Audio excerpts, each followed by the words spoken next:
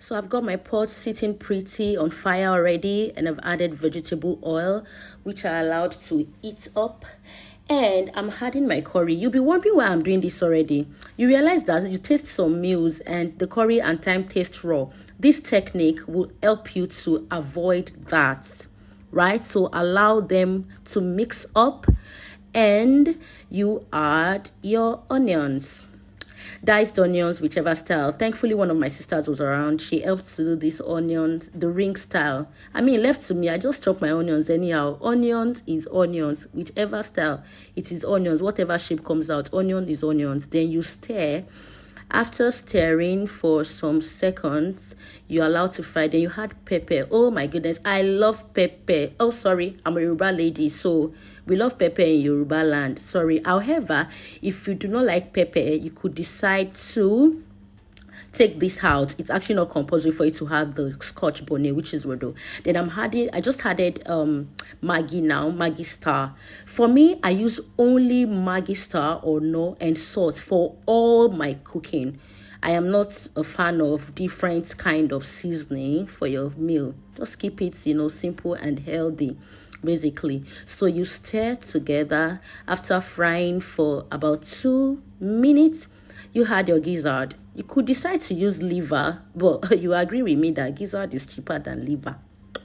So, and then you add your green pepper and yellow pepper. We see that our mix is coming out really nice. Then you stir and fry for about 2 minutes, 3 minutes, depending on how patient you are. I'm not very patient in the kitchen. I don't want to sleep in the kitchen, so I come out fast. Now I've just added my mixed veg. My sister, go for frozen. You don't have to cut carrots. You don't have to start doing all of that. Go for frozen, mix everything together, and you add your parboiled rice. It's been parboiled and washed so that your rice will come out singly and it wouldn't have to come out mushy. You get what I mean? Then, having added your rice, you stir. When you're stirring, you stir from side to side so that all your ingredients and the orishirishi inside would soak in perfectly with every spoon that goes into the mouth of the eater. Right, and then after now we are adding our VVIP ingredients, which is the coconut milk. You can use any brand. I got this from one of the African stores, right? And trust me, it's not bad. The brand is actually very nice, but you could actually use any brand that you are able to come by. And I've just added very little water. You add your little water. You don't want to add too much water. Why? Because we are going to be steaming up our rice, and the steam is enough to do the cooking, right?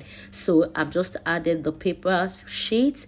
You could use foil paper, but I didn't have foil paper on that day. This was what I had at home, so I had to make use of that. After 15 minutes, I'm checking my rice to see, oh Lord, our rice is ready, almost ready, perhaps for some people. If you're so hungry, trust me, it is ready. You can already start eating. You just stir. But on this day, really, I had to wait for another 10 minutes on a very low heat, and that's the rice ready. You're into the kitchen and out with a sumptuous meal in just a very short time. Enjoy.